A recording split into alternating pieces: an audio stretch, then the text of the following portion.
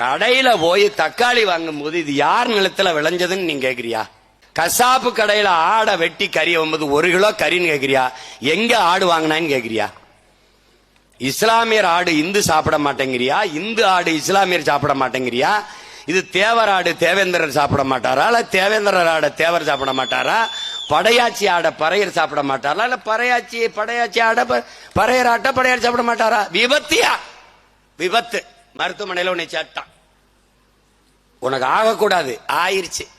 ரத்தம் கொடுக்கணும். ரத்தம் ரத்தம் ரத்தம்.